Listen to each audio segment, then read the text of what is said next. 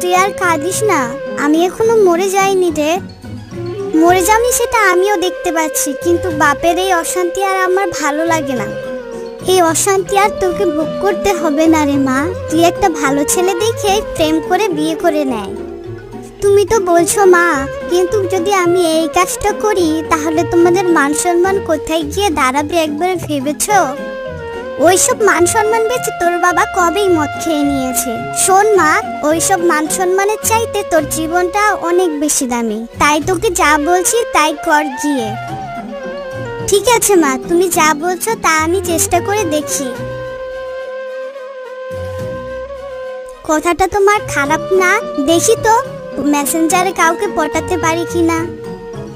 এতদিন ভেবেছিলাম কোনো প্রেম করব না, মা যখন অর্ডারটা দিয়ে দিল, যাই এর সাথেই প্রেমটা করি। বাহ, সোজা আজ কোন দিক থেকে উঠেছে। কতদিন পর সুন্দরী আমার ফ্রেন্ড রিকোয়েস্টটা অ্যাকসেপ্ট করেছে। এবার মনে হয় প্রেমটা ভালোই জমবে। কি রে মা, সব ঠিকঠাক চলছে তো? হ্যাঁ মা, আমি ওর সাথেই তো কথা বলছি।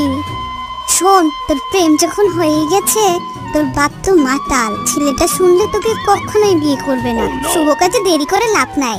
শোন মা, তুই পালিয়ে যা, গিয়ে বিয়ে কর। ঠিক আছে মা, আমি যাই তাহলে।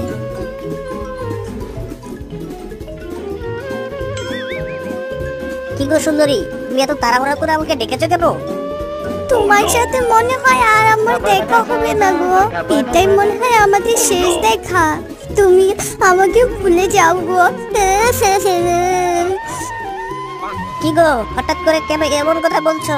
কি বলো তোমার, আমাকে খুলে বলো।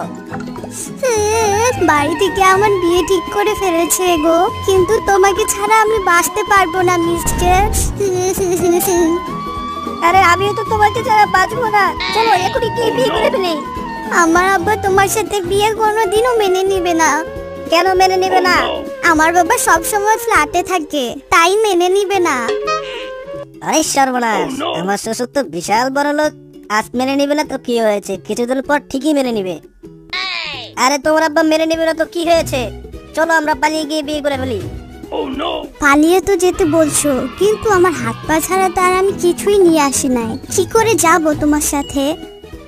তুমি কি আমাকে এতদিন এই চিনলে? আমি কি তোমার জিনিসপত্র দেখে তোমাকে প্রেম করেছি? আমি তোমাকে প্রেম করেছি, বিয়ে করবো বাস। আমারও তো টাকা পয়সার লোভ নাই। ঠিক আছে চলো। পিপি পিপি, আজকে আমার গাড়িটা এত কম চলছে কেন?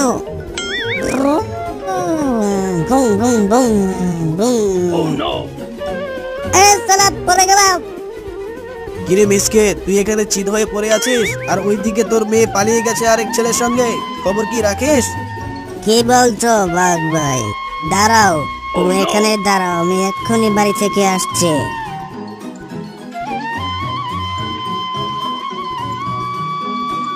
এই তুই আমার মেয়েকে বাড়ি থেকে বের করে দিয়েছিস কোন সাহসে? বের করে দিয়েছি ঠিক হয়েছে। তোমার মতন মাতানের আশায় থাকলে আমার মেয়ের কোনো দিনও ভালো জায়গায় বিয়ে হতো না। এই আমি মাতাল, তুই জানিস মদ কে খায়? হ্যাঁ আমি সব জানি, মদ রাজা মহারাজারা খায়। আপনি তো মহারাজা, যান গিয়ে নিজের সিংহাসনে বসেন আর রাজ্য শাসন করেন।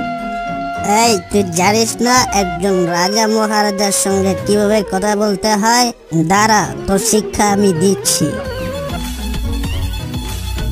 শোন, তোর এই অসভ্য মেয়েকে আমি কোনোদিনও মেনে নেব না। এই আমি কান ধরে বলছি।